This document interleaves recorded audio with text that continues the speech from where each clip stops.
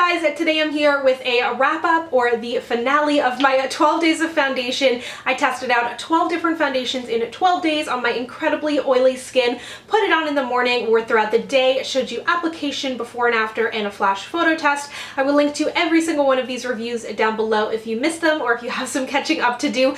Today we're going to be chatting about what worked, what didn't, what I'm still continuing to wear, and any other thoughts that I may have missed in the review. So we'll be going through it all today. If you would like to see these in general on my Oily Skin Diaries series and we can kind of take a look back and I can tell you what I'm still using and what's still working for me, be sure to let me know down below, but let's go ahead and get started.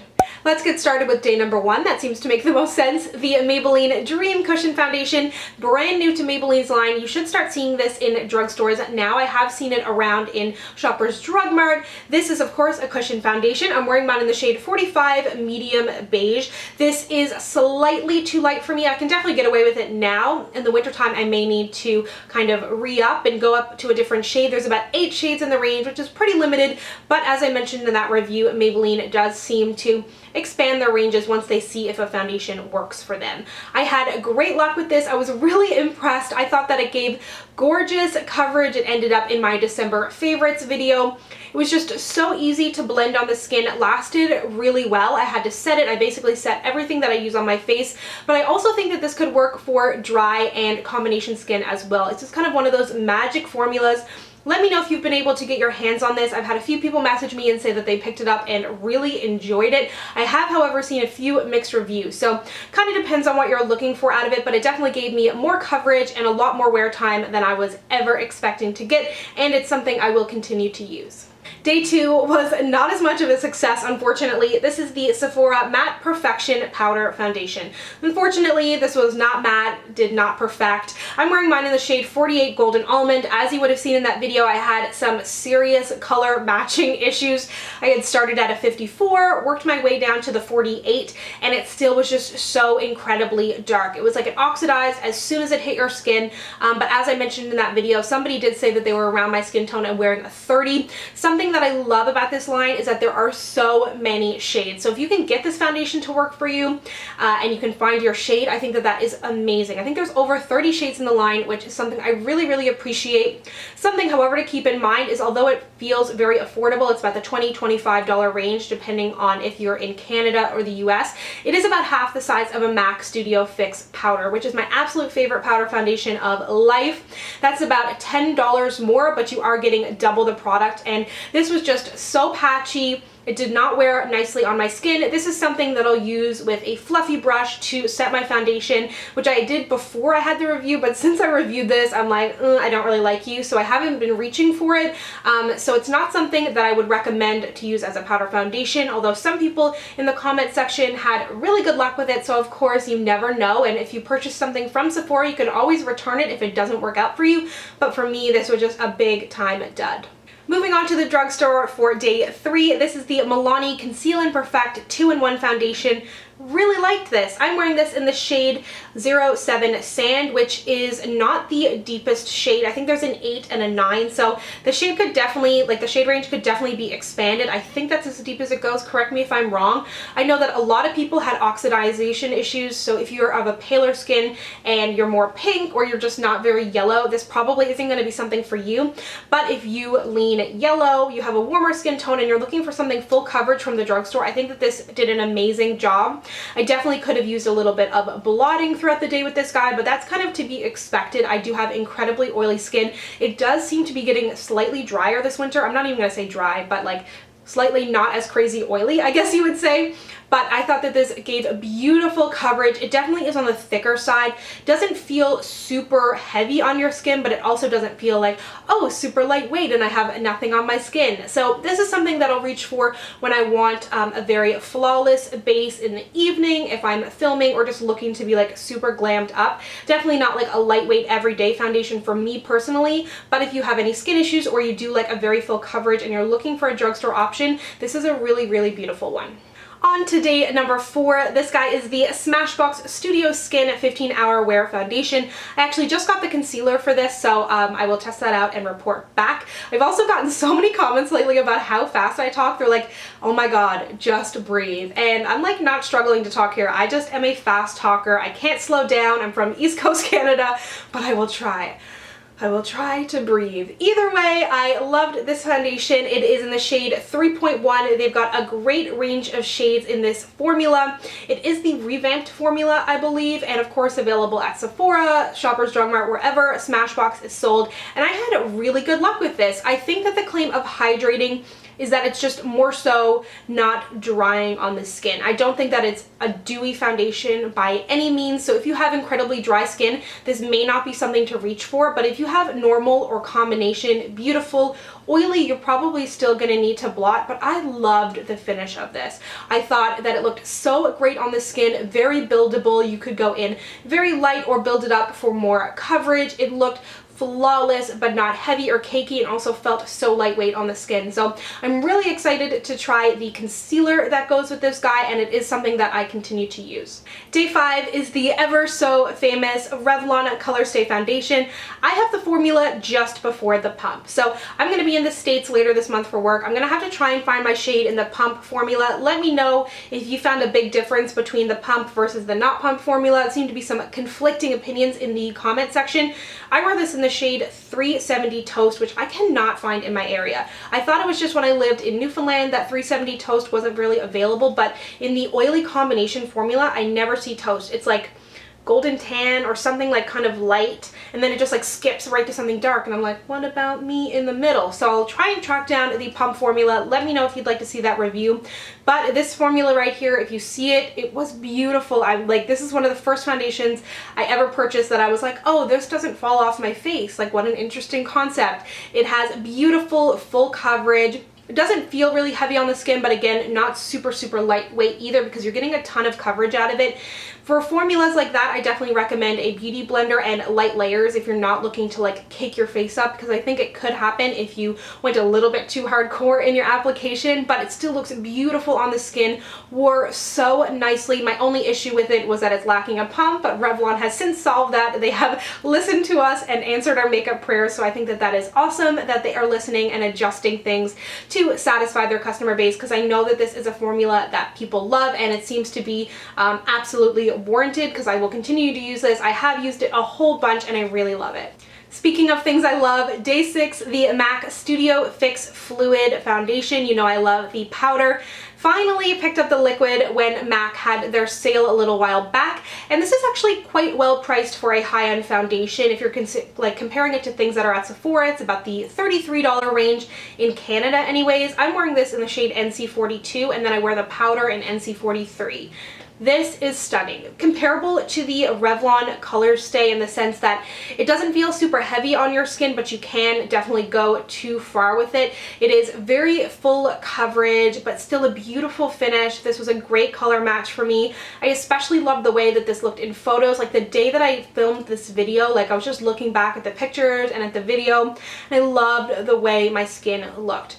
There's a reason that this is so popular. I did not have any issues with it breaking me out. I know that some people have issues with MAC foundations. I don't have that. I think this is only my second one, but I've never had a problem with the powder. I had no problem with the fluid. Again, no pump on here, but you can purchase the Estee Lauder Double Wear pump.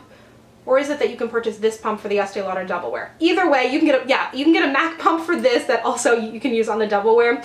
So if this is something that you're going to be using all the time and you feel like it's going to get very messy, that would be a nice option. That being said, I think when you put the pump on here, you can't put the lid back on. So not really great for travel. But formula itself is great, and tons and tons and tons of shades. You've got your NCs and your NW, so depending on if you're warm or you're cool, and then you can always go into the MAC store, swatch it down your neck, and really get an idea of if it's going to match your skin tone. But again, another great win. Totally see why this is such a cult favorite. and I continue to use, obviously.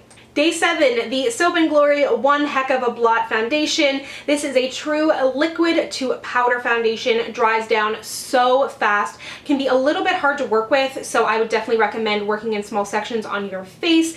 This was a bit of a letdown for me. 4 shades in the range, only available at Ulta. I'm wearing the deepest shade, and it still somehow gave like this in real life white cast. I think it's because it dries down to such a powder, but even in photos and stuff, like it doesn't look that great on the skin, and I could kind of put up with that if it kept me incredibly matte throughout the day, but it really didn't. It's not what I hoped it to be. Something else that I wanted to mention is it's kind of hard to wash off. Like at the end of the day, you'll wash your face and then it's like there's still a layer there. It's very odd. I think it's that liquid to powder thing. This is something that I will continue to use, but I will be mixing it in with other foundations. So it's a very thick texture, so you're not going to be able to mix it in with something that's quite liquidy, but if you have something of a thicker texture that you want to add a little bit of matteness to, this is a good option for that. But if you were looking for something that's definitely going to keep you more matte throughout the day, there's better options in this selection of foundations than this one, so a bit of a letdown, and I will not repurchase, but I will continue to use until it's gone. Day 8 was the Clinique Super Balanced Foundation. I'm wearing this one. I wore this one in the shade Silk Suede. I had very high hopes for this. I thought the finish was stunning when I first put it on, but I got super oily, so this is not something I would recommend for oily skin. If you have dry or normal skin, I think that this could be beautiful because it had a good wear time. It didn't get super patchy. It was just incredibly oily. If you have combination skin, it could work as well, but for oily, it just doesn't have that the matteness that you need. So I'm definitely going to try and get the Clinique Stay Matte because that's more focused on for oily skin, while this says it's for everybody. But that is very hard to pull off, something that's going to satisfy both dry and oily, and it just didn't really do it for me. But the formula itself is gorgeous. It had a beautiful finish and I thought it performed well, but just not for my skin type. Day 9 was another powder foundation. It is the Bare Minerals Bare Pro. This was much smoother, much more even, better coverage, and a better color match than the Sephora powder foundation.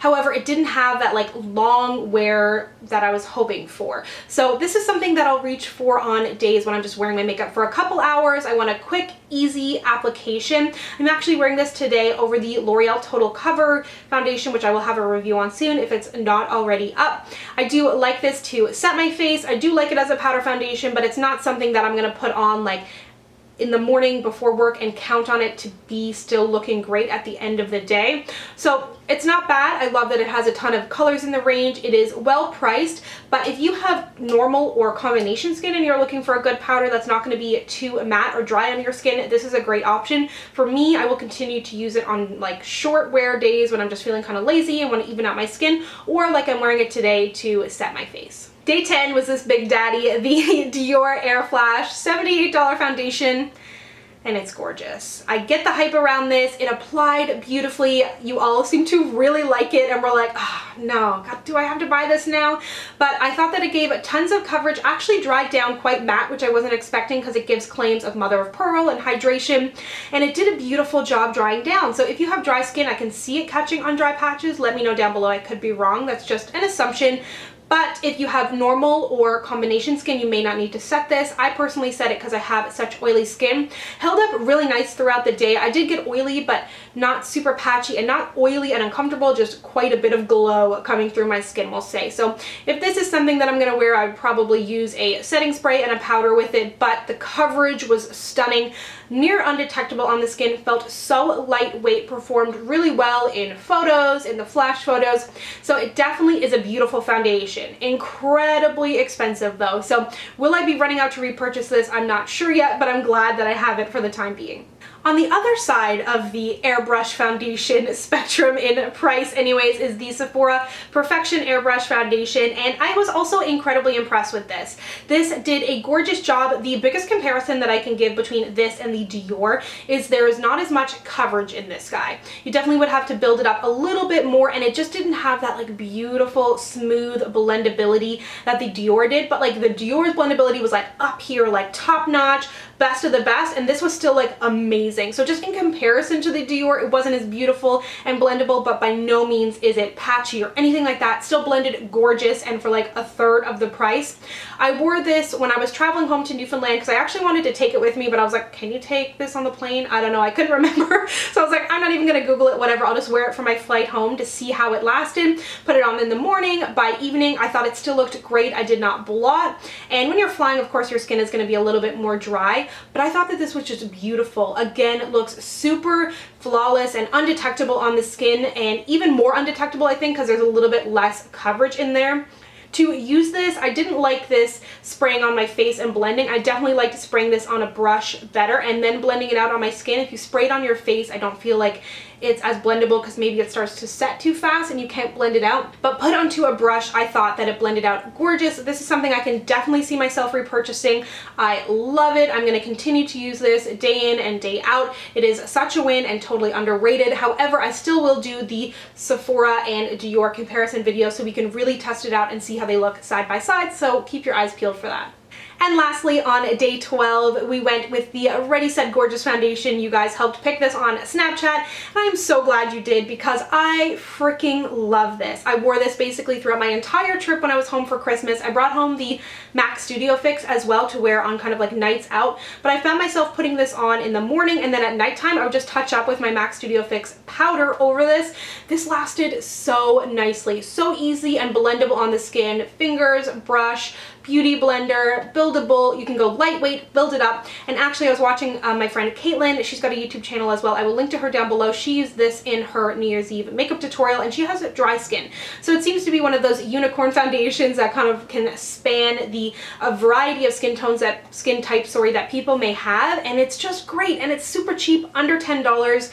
Decent shade range. I'm wearing mine in Classic Tan, which is what I wear all of my CoverGirl foundations in, and this has just totally impressed me. I used to use this. I think I've already gone through a tube, and I couldn't really remember how I felt about it, but it is so good. And again, I think it might be a little bit underrated. I don't hear a ton of people talk about it, I guess because there's always new stuff coming out, but if you're looking for something that is just easy to apply, long lasting, no fuss, it's great. I do like the powder foundation as well, but stay far, far away from the concealer because it is watery crap, but the foundation itself is gorgeous. So I hope that this wrap up helped you figure out what foundation that you may want to pick up in the new year. Lots of wins in there. For me, I think the biggest wins are the Sephora foundation, the CoverGirl foundation, and the MAC Fluid. Also up there are the Maybelline and the Revlon, and then a few duds in there, but that's okay. Hopefully I saved you a few dollars, even though I ended up looking patchy and greasy on camera, but so be it. The 12 days of foundation was so much fun. Tons of work, gave myself a flu, but totally worth it. I hope